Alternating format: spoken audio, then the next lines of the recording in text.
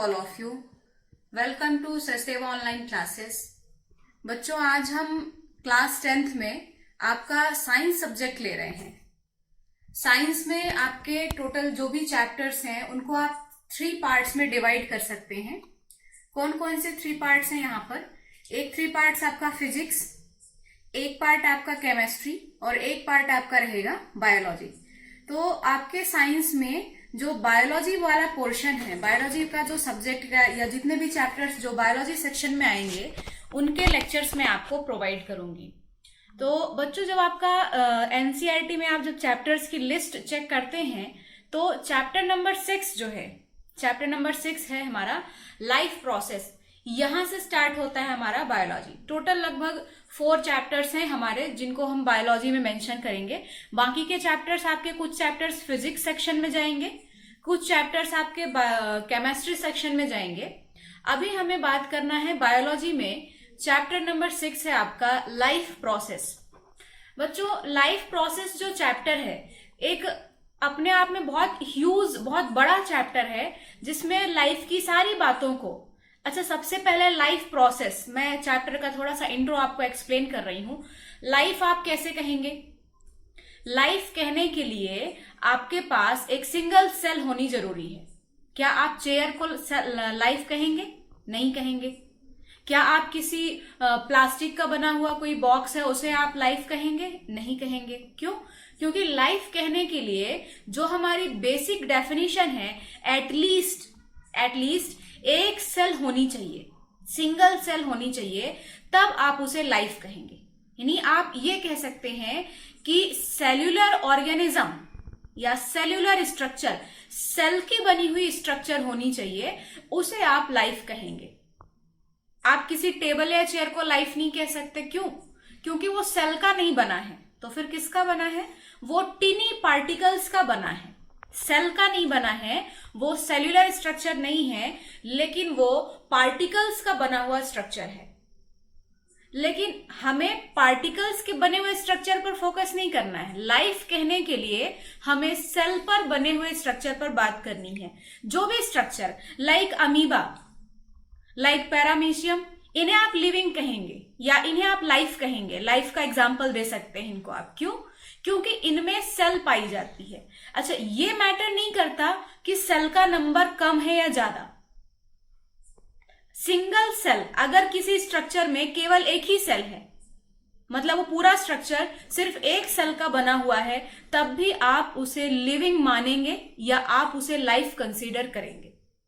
जैसे अमीबा और paramecium single cell के बने हुए लिविंग ऑर्गेनिज्म है। सिंगल सेल के ऑर्गेनिज्म को आप बोलते हैं यूनिसेल्यूलर, है ना।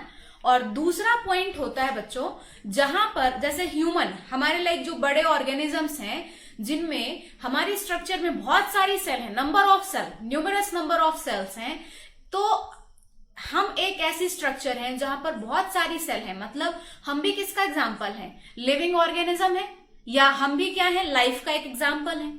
तो लाइफ वर्ड आपको समझ में आ रहा होगा कि लाइफ कहने के लिए आपके पास क्या होना चाहिए? सेल स्ट्रक्चर होनी चाहिए। अगर सेल स्ट्रक्चर है, सिंगल सेल का बना हुआ स्ट्रक्चर, वो भी लाइफ। सिंगल सेल से ज्यादा या मल्टी सेल्यूलर स्ट्रक्चर है, वो भी लाइफ। अब लाइफ की प्रोसेसेस क्या हैं? बच्चों, सेल की बनी हुई जो स्ट्रक्चर है, आपने सेल बायोलॉजी थोड़ा बहुत अभी देखे होंगे लास्ट ईयर, या भी आपको आगे कुछ मेंशन होगा। सेल के अंदर बहुत सारे बायोमोलिक्यूल होते हैं, जैसे प्रोटीन होता है, कार्बोहाइड्रेट होता है, ठीक है, न्यूक्लिक एसिड रहते हैं, फैट रहते हैं, लिपिड्स रहते हैं। तो ये जो भी बायोमोलिक्यूल्स हैं, ये सभी बायोमोलिक्यूल इनका लगातार फॉर्मेशन होता है और ये लगातार टूटते भी रहते हैं। आपने लाइफ में या कोई भी सेल्यूलर स्ट्रक्चर है, सेल्यूलर स्ट्रक्चर में 2 खास बातें होती हैं कि यहां पर 2 तरह की प्रोसेस चलती हैं। एक प्रोसेस को बोलते हैं एक प्रोसेस को बोलते हैं कैटाबोलिक और दूसरी प्रोसेस को बोलते हैं एनाबोलिक। ओवरऑल कैटाबोलिक और एनाबोलिक दोनों को एक साथ या एक टर्म अगर आपको डिफाइन करना है तो आप बोलते हैं मेटाबॉलिक प्रोसेस। तो लाइफ प्रोसेस का मतलब है सेल के अंदर होने वाली मेटाबॉलिक प्रोसेसेस। जब हमारा चैप्टर जो आता है life process includes what? It includes mainly the metabolic reactions which completes in the cell.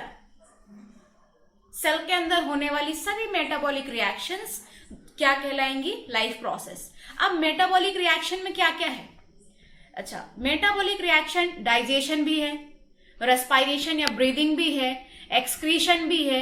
तो ये सारे जो कुछ भी हमारे बॉडी में सिस्टम है, लाइक डाइजेशन का फंक्शन कैसे परफॉर्म हो रहा है, डाइजेस्टिव सिस्टम कैसे काम कर रहा है, like breathing and exchange of gases, like हम कैसे सांस लेते हैं, ये भी एक प्रोसेस है। फिर हमारी बॉडी में जो भी एक्सक्रीटरी वेस्ट बनता है, हार्मफुल जो प्रोडक्ट्स बनता है, उनको कैसे रिमूव करना है, एक्सक्रीटरी सिस्टम, ये भी अपने आप में एक प्रोसेस है। तो ऐसी हमारी बॉडी में जितनी भी प्रोसेसेस हैं, लाइक डाइजेस्टिव सिस्टम या डाइजेशन का प्रोसेस हो गया, लाइक ब्रीदिंग का प्रोसेस हो गया, लाइक एक्सक्रीशन का प्रोसेस हो गया, और जितनी भी तमाम प्रोसेसेस होंगी किसी भी सेल्यूलर स्ट्रक्चर के अंदर, किसी भी सेल के अंदर। सेल मीन्स यूनिसेल्यूलर ऑर्गेनिज्म और either you can say multi cellular organism.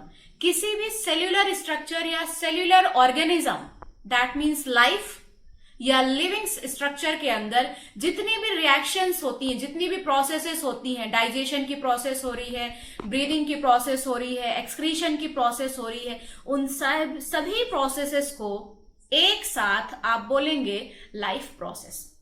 मतलब हमें कई सारी प्रोसेस पढ़नी है, डाइजेशन का प्रोसेस, ब्रीदिंग का प्रोसेस, सब कुछ अलग अलग पढ़ना है। अब सबसे पहले एक बात कि जो प्रोसेस हैं, मैंने कहा डाइजेशन का प्रोसेस, ब्रीदिंग का प्रोसेस, इन सभी प्रोसेस के लिए बच्चों सबसे इंपॉर्टेंट क्या है? अगर कोई भी प्रोसेस चल रही है बॉडी में तो उसके लिए, उसको कंटिन्यू करने के लिए कुछ ना कुछ तो चाहिए ना। जैसे कोई व्हीकल है, कोई बाइक है, अगर वो ड्राइव हो रही है, चल रही है लगातार, तो उसको चलने के लिए क्या चाहिए? फ्यूल चाहिए, डीजल या petrol as a fuel form में चाहिए। बिल्कुल वैसे ही हमारी बॉडी के अंदर, हमारी मीन्स कोई भी लिविंग स्ट्रक्चर, कोई भी लाइफ स्ट्रक्चर, अगर उसमें जो भी प्रोसेसेस चल रही हैं कंटिन्यू चलती रहें, वो ऐसी ही कंटिन्यू चलती रहें, उसके लिए क्या चाहिए? उसके लिए चाहिए कि एनर्जी। फ्यूल का काम कौन करेगा? लाइफ स्ट्रक्चर के अंदर, लिविंग स्ट्रक्चर के अंदर फ्यूल क्या है? एनर्जी। अब एनर्जी कहां से आएगा? तो एनर्जी पाने का जो भी सोर्स है, कोई भी ऑर्गेनिज्म जिस तरीके से एनर्जी ऑब्टेन करता है, एनर्जी पाने का उसका जो तरीका है, that mode of getting energy is called nutrition. कोई भी ऑर्गेनिज्म किस तरीके से एनर्जी लेता है, उस तरीके को बोलते हैं न्यूट्रिशन। बहुत ही सामान्य भाषा में अगर बात करें तो आप जानते हैं हमें एनर्जी कहां से मिलती है? फूड से। तो सिंपली बात करें कि कोई भी लिविंग ऑर्गेनिज्म अपना फूड कहां से ले रहा है, या उसको किस तरह से फूड मिल रहा है, किस तरह से वो एनर्जी ले रहा है ताकि वो एनर्जी उसकी लाइफ प्रोसेस को कंटिन्यू करे, वो एनर्जी का सोर्स क्या है? सोर्स मीन्स खुद से बना रहा है, किसी दूसरे के पास से जाके ले रहा है, कौन से तरीके से वो एनर्जी ले रहा है, ये उसका होगा मोड ऑफ न्यूट्रिशन। ठीक है, अब आइए बात करते हैं एक एक करके। लाइफ प्रोसेस में सबसे पहले हमारा जो टॉपिक है न्यूट्रिशन। तो न्यूट्रिशन का मतलब आप क्या बोल सकते हैं बच्चों? न्यूट्रिशन का मतलब आप बोल सकते हैं mode of energy obtaining process.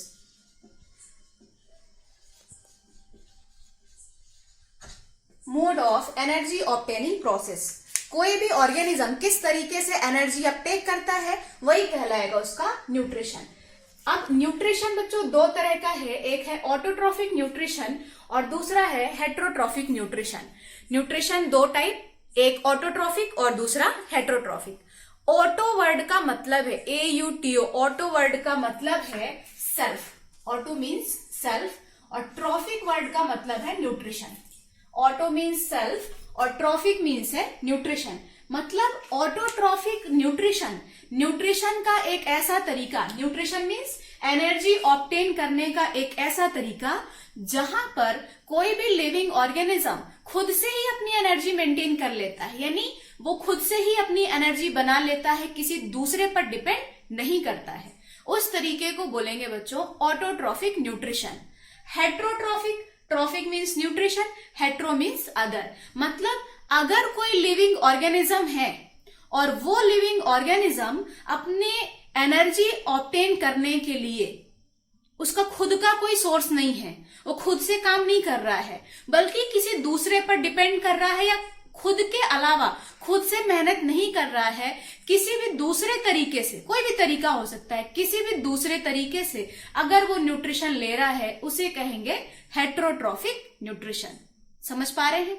तो ऑटोट्रॉफिक न्यूट्रिशन में डेफिनेशन लिखा हुआ है, प्लीज ध्यान दीजिएगा कि the mode of nutrition in which organism make their own food.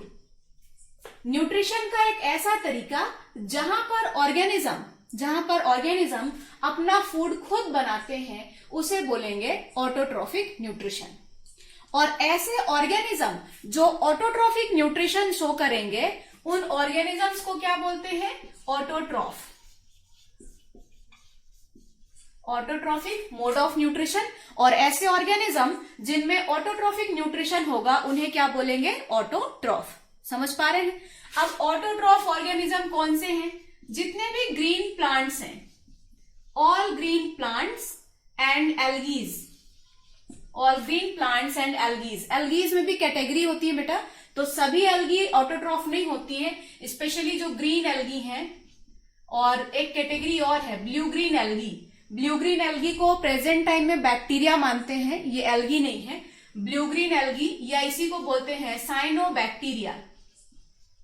तो ये तीनों ग्रीन प्लांट्स, ग्रीन एल्गीज और ब्लू ग्रीन एल्गी या उसका एक और नाम है साइनोबैक्टीरिया, ये ऐसे ऑर्गेनिज्म हैं जो अपना फूड खुद बनाते हैं, अपनी एनर्जी के लिए खुद से मेहनत करते हैं, खुद फूड बनाते हैं। दे सिंथेसिस देयर ओन फूड, किसी दूसरे पर डिपेंड नहीं करते हैं।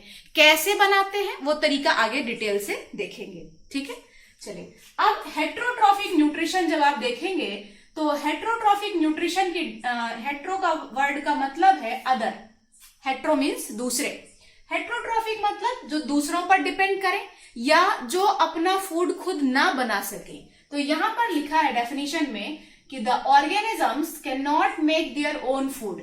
ऐसे ऑर्गेनिज्म जो अपना फूड खुद नहीं बना सकते, और उन ऑर्गेनिजम्स को दीज आर कॉल्ड हेट्रोट्रॉफ। उन ऑर्गेनिजम्स को क्या बोलेंगे? हेट्रोट्रॉफ। जो अपना फूड खुद नहीं बनाते वो हेट्रोट्रॉफ। और खुद नहीं बनाएंगे तो क्या ऐसा होगा क्या कि उनको एनर्जी नहीं चाहिए? नहीं, खुद भले नहीं बनाते लेकिन एनर्जी के लिए कुछ ना कुछ जुगाड़ लगाएंगे, किसी दूसरे के पास जाएंगे, कोई भी तरीका अपनाएंगे, पर चाहिए तो उनको भी एनर्जी, क्योंकि बिना एनर्जी के तो उनकी लाइफ प्रोसेस भी कंटिन्यू नहीं हो पाएगी। इसलिए हेट्रोट्रॉफिक न्यूट्रिशन का मतलब जस्ट इतना कि अपना फूड खुद नहीं बना सकते लेकिन एनर्जी चाहिए, न्यूट्रिशन चाहिए। बिना खुद से अपने से बनाना नहीं है उनको फूड, फिर भी एनर्जी चाहिए, फिर भी न्यूट्रिशन चाहिए। अब ऐसा कौन सा तरीका है जिस तरीके से ये दूसरों से, किसी भी तरीके से ये एनर्जी लेंगे, उस तरीके को बोलेंगे हेट्रोट्रॉफिक न्यूट्रिशन। अब कौन कौन सा तरीका है कि अपना फूड नहीं बनाना है लेकिन फिर भी न्यूट्रिशन लेना है? तो हेट्रोट्रॉफिक न्यूट्रिशन के 3 मेन टाइप्स हैं। हेट्रोट्रॉफिक न्यूट्रिशन के 3 मेन टाइप्स हैं। एक टाइप है सैप्रोफाइटिक न्यूट्रिशन, दूसरा टाइप है पैरासाइटिक न्यूट्रिशन और तीसरा टाइप है होलोजोइक न्यूट्रिशन। हेट्रोट्रॉफिक के 3 मेथड हैं, मतलब 3 ऐसे तरीके हैं ऑर्गेनिजम्स के पास कि जिन तरीकों का यूज करके वो बिना खुद से फूड बनाए बिना भी न्यूट्रिशन ले सकते हैं। एक तरीका सैप्रोफाइटिक, दूसरा parasitic and third is holozoic nutrition. मैं तीनों को एक्सप्लेन करती हूँ, फिर यहां लिखा हुआ भी है। सैप्रोफाइटिक का मतलब भाई खुद से फूड नहीं बनाना है हमें, तो क्या करें? जो कुछ भी प्लांट बॉडी का या किसी भी लिविंग ऑर्गेनिज्म का जो डेड बॉडी होता है, डेड बॉडी मीन्स जैसे मान लो प्लांट की लीव्स नीचे गिर गई, अब वो लीव्स नीचे सड़ रही हैं, सड़ना मतलब डिके हो रही है, या ऐसी मान लो किसी एनिमल की बॉडी वो डेड बॉडी है, तो क्या करना है, कुछ ऐसे ऑर्गेनिज्म होते हैं कि फूड तो खुद से नहीं बनाएंगे लेकिन न्यूट्रिशन चाहिए। अब कहाँ जाएंगे, अब ये न्यूट्रिशन लेने के लिए जाएंगे जो कुछ भी ये सड़े गले टाइप के मटेरियल हैं, दैट मीन्स जो डेड डिकेइंग सब्सटेंस हैं, उन डेड डिकेइंग सब्सटेंस में क्या होता है, देखो प्लांट की लीफ नीचे गिरी, उस लीफ में अभी भी ऑर्गेनिक सब्सटेंस है। सपोज मान लो प्लांट का कोई भी पार्ट या एनिमल का कोई भी पार्ट डेड बॉडी छोटा सा पार्ट अलग हुआ, तो उस पार्ट में क्या है, मैंने अभी बताया था, सेल के अंदर है बायोमोलिक्यूल, कार्बोहाइड्रेट है, फैट है, प्रोटीन है, मतलब क्या है, सोर्स ऑफ एनर्जी है, कॉम्प्लेक्स ऑर्गेनिक मटेरियल है। तो ये ऑर्गेनिज्म जो सैप्रोफाइट होते हैं वो क्या करते हैं, अपना फूड खुद नहीं बनाते और कहां चले जाते हैं न्यूट्रिशन के लिए, जो कुछ भी डेड या डिकेइंग ऑर्गेनिक सब्सटेंस है वहां जाते हैं, और वहां जाके क्या करते हैं, डायरेक्टली उनको खा लेते हैं क्या, नहीं, सबसे पहले जैसे मान लो प्लांट की एक लीफ है, उस लीफ में कोई भी सैप्रोफाइट गया, अब वो क्या करेगा, सबसे पहले एंजाइम रिलीज करेगा, एंजाइम की हेल्प से उस लीफ में जो कॉम्प्लेक्स ऑर्गेनिक सब्सटेंस है, उस कॉम्प्लेक्स ऑर्गेनिक सब्सटेंस को क्या करेगा, ब्रेक करेगा। किस फॉर्म में, सिंपल ऑर्गेनिक सब्सटेंस में ब्रेक करेगा, कॉम्प्लेक्स को, बड़े को बदल देगा छोटे में, जो बड़ा मॉलिक्यूल है उसको छोटे छोटे मॉलिक्यूल में बदल देगा, और फिर जब वो छोटा छोटा हो जाएगा तो उसको ऐसे सक कर लेगा, सक करना मीन्स चूस लेगा, इस तरीके से उसको क्या मिल गया, न्यूट्रिशन। तो ये तरीका हुआ कौन, सैप्रोफाइटिक। कौन से ऑर्गेनिज्म है जो सैप्रोफाइटिक दर्शाते हैं, तो स्पेशली फंजाई, जो फंजाई है, वैरायटी ऑफ फंजाई, कोई से भी fungi, mainly fungi saprophytic nutrition दर्शाते हैं। फंजाई के अलावा बच्चों कुछ बैक्टीरिया भी सैप्रोफाइट होते हैं, मतलब जहां कहीं भी सड़े गले डेड बॉडी प्लांट के पार्ट्स मिलेंगे वहां ये जाएंगे, पहले एंजाइम सीक्रेट करेंगे उस डेड बॉडी के ऊपर, और एंजाइम रिएक्शन से जब उस डेड बॉडी में जो बड़ा बड़ा सब्सटेंस है वो छोटे छोटे सब्सटेंस में टूट जाएगा, तो उसको यूज कर लेंगे, अपनी बॉडी के अंदर ले लेंगे। समझ पा रहे हैं, ये तरीका हुआ सैप्रोफाइटिक। दूसरा तरीका है बच्चों पैरासाइटिक। पैरासाइटिक तरीका जो होता है, इसमें क्या होता है कि भाई खुद से फूड तो नहीं बनाना है, लेकिन क्या न्यूट्रिशन भी नहीं चाहिए, चाहिए न्यूट्रिशन चाहिए। कहां से जाएंगे लेने न्यूट्रिशन, इसके लिए वो जाएंगे किसी दूसरे ऑर्गेनिज्म पर, किसी दूसरे लिविंग ऑर्गेनिज्म पर जो खुद से फूड बना रहा है या उसके पास एनर्जी है, उस लिविंग ऑर्गेनिज्म के ऊपर जाएंगे और उसकी बॉडी में चिपक जाएंगे, और चिपके चिपके उसकी बॉडी से न्यूट्रिशन लेते रहेंगे। तो इसमें जो जाके चिपक रहा है दूसरे लिविंग ऑर्गेनिज्म पर, उसे बोलते हैं पैरासाइट, और जिस पर चिपक रहा है, जिस पर जाके अटैच हो रहा है, उसे बोलेंगे होस्ट। समझ पा रहे हैं, यानी कि पैरासाइटिक में न्यूट्रिशन का एक ऐसा मोड, कोई भी ऑर्गेनिज्म किसी दूसरे लिविंग ऑर्गेनिज्म से अपना न्यूट्रिशन लेगा, जिससे लेगा उसको होस्ट बोलेंगे, और जिसको मिल रहा है उसको पैरासाइट कहेंगे। पैरासाइटिक न्यूट्रिशन प्लांट्स में भी होता है, कुछ प्लांट्स भी ऐसे होते हैं जिनमें पैरासाइटिक न्यूट्रिशन होता है, एनिमल्स में भी होता है, यानी पैरासाइटिक न्यूट्रिशन की कोई कैटेगरी नहीं है कि किसमें होगा। लोअर क्लास के प्लांट्स, हायर क्लास के plants, lower animal, higher animal, सभी में पैरासाइटिक न्यूट्रिशन देखने को मिल जाएगा, सभी कैटेगरी में। मैं ये नहीं कह रही हूं कि सभी एनिमल्स और सभी प्लांट्स, हर प्लांट्स और एनिमल्स के कुछ कुछ मेंबर्स ऐसे हो सकते हैं जो किस कैटेगरी में आएंगे, पैरासाइट। ठीक है, अच्छा अब अगला तरीका है होलोजोइक। होलोजोइक, अच्छा बच्चों सैप्रोफाइटिक में आपने क्या देखा, पहले वो फूड को डाइजेस्ट कर देते हैं, कॉम्प्लेक्स को छोटे छोटे सिंपल में तोड़ देते हैं, फिर अंदर ले लेते हैं। होलोजोइक में क्या होगा कि कॉम्प्लेक्स फूड मटेरियल को ही अंदर बॉडी में ले लेना है, बॉडी के अंदर ही कॉम्प्लेक्स फूड मटेरियल को लेंगे और फिर जब वो अंदर चला जाएगा तो अंदर अपने डाइजेस्टिव सिस्टम में बहुत सारे एंजाइम्स हैं, उन एंजाइम्स की हेल्प से उसको छोटे छोटे सेक्शन में तोड़ देंगे। मतलब पहले खाएंगे फिर पचाएंगे। सेप्रोफाइटिक में क्या था, पहले पचाएंगे फिर खाएंगे। समझ पा रहे हैं? सेप्रोफाइटिक में first digestion then ingestion. Holozoic में फर्स्ट इंजेशन, पहले अपटेक करेंगे, अंदर लेंगे और फिर उसके बाद डाइजेस्ट करेंगे। चलिए अब इन तीनों को मैंने यहां पर डिफाइन किया हुआ लिख के एक बार आप भी देखिएगा मेरे साथ। सेप्रोफाइटिक लिखा हुआ है गेट द न्यूट्रिशन फ्रॉम